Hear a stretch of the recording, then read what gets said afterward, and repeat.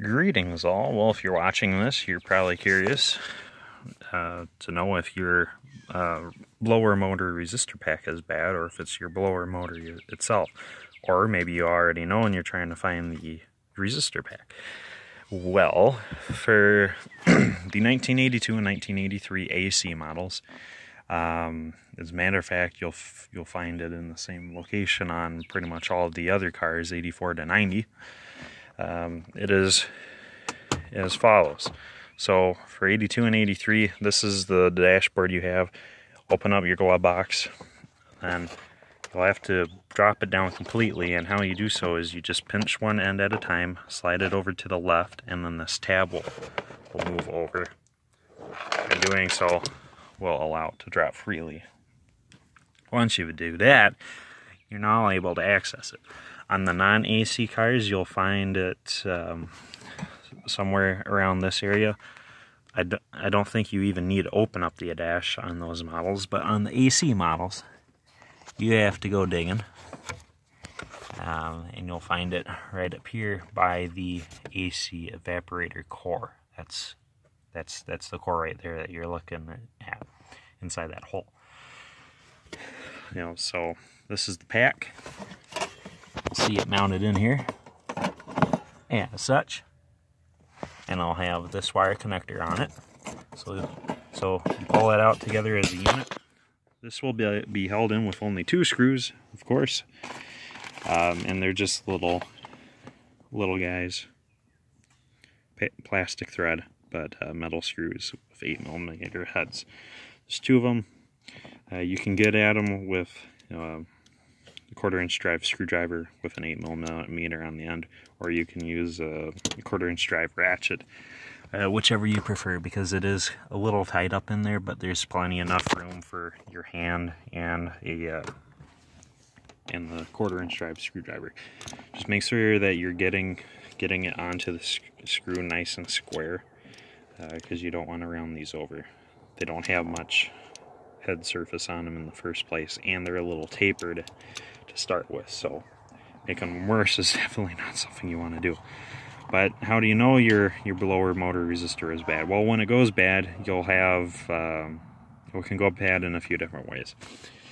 Either it will not work at all, which it could be the fan itself, and or the resistor pack is just completely bad, or more common, your fan only works at high speed and not the low speeds, and that can mean a few different things. Either your first and second notches do absolutely nothing, or notches 1 and 2 are the same fan speed as high. So they're all just high speed. Well, this is what happens. So I have a new resistor pack right here, and this is what it is. These are literal mechanical resistors. So it's just steel coils of a certain gauge with a certain number of turns and a certain diameter to create the resistance to make the blower motor turn the 1, 2, 3 different speeds. So what can go bad? Well, there's a thermal resistor, thermal fuse here. Once that blows, it pretty much lets you pretty much replaces all your fan speeds with just high.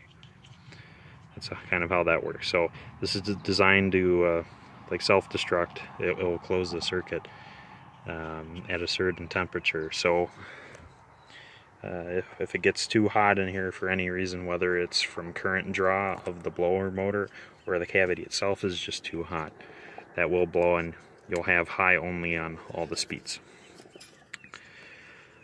Now what had happened to me was a little bit different. There was a mouse nest inside of here, and this is what you'll need to be careful of.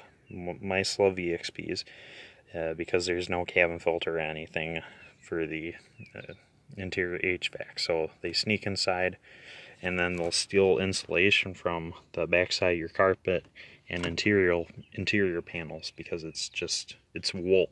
So they take that and they fill it inside the HVAC box here. And when that happens, they can do a few things. One of the things they can do is create excessive heat in here and bog down your motor. And both of those will trip your heat, your thermal switch, thermal fuse, thermal resistor, whatever you'd like to call it. The other thing they can do is if they fill it enough in there, they can make these coils touch. And that's what had happened with mine. So these are the two low speed coils, and you see that this one has actually been broken, and it welded itself to this one about the time it broke. Maybe it was it welding itself that made it break, I'm not too terribly sure, but something inside there had pushed this coil inwards, making contact. They're not supposed to touch, but at some point it did, and it was catastrophic. Luckily, whenever this happens, it pretty much just cancels out your lower speeds. If it's these two that touch, it'll just cancel out speeds 1 and 2. So then your high works and your off works, and that's about it. So, you know, if you don't have fan speed in positions 2 and 3, that would be low and medium. And then if it works in high and it shuts off in low, off, then don't run it on spots it's not going to run, because this could cause potential harm. There's a few bad things this can cause. So I never did that. I never ran the fan at all after I found out that it was only working on high and off. So ordered me up a new resistor pack. I believe these are the same amongst all Fords of the late 70s and 80s. At some point they switched to, what I'd say are digital resistors, more traditional things. So replacing this is pretty easy and fairly common. I'd say if you're restoring yours, might as well replace it. These can get rusty, and I've seen these thermal resistors blow. Friends of EXP owner friends have sent me photos of these that they're just like exploded. There's a clean break in the middle. Some of them simply melt on the inside, and sometimes they have a brown band on the inside. Some of them just rust really bad, either where it meets here and over here, or it'll rust inside, and you'll see brown rust marks on both sides of the resistor, and it's pretty obvious what's going on when you see that. So if you pull this out and they're all just bright brown, replace them. Like this is original from 1982. The only brown on it is discoloration from when it tried welding itself. They don't typically get rusty. If they do, you're looking at a potential water leak or mouse stock 2020. So, but yeah, putting this in the same way you take it out. Just remember to use your dielectric grease. If you don't know what this is, buy it. You'll need that. Put that on freaking everything inside these cars, because the grease that they use from the factory, if you find any grease anywhere, is more or less just assembly grease, and it turns real gummy over time, kind of like the grease you'll find in an Athearn train locomotive. It's just horrid. You know, that crap they put in gears and trucks, yeah, that stuff, no bueno. But this stuff lasts forever. It's nice, it's clear, helps conductivity. We'll keep these from corroding. You know, that could also be your issue. Sometimes they just corrode. On here, they're not too pretty, but they work fine. And then these, even the new old stock units, some of these can be kind of rough from the get-go.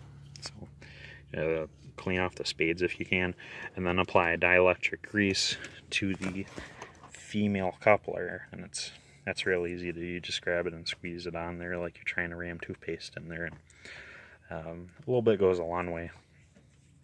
You know, once you start seeing it come out the sides as you press, because you'll only squeeze it for about 3 to 5 seconds, and this thing will be will have plenty of grease on it. You go more than that, you'll see it come out the sides, and that's when you know you've had enough. Kind of too much, really, but luckily too much doesn't hurt you. You're just being wasteful.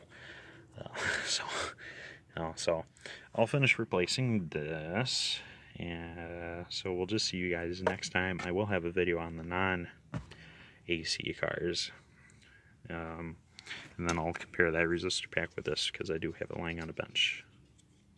I recall it looking identical to this, but I might be wrong. But I'll get there when I get there. So we'll see you guys later. Thanks.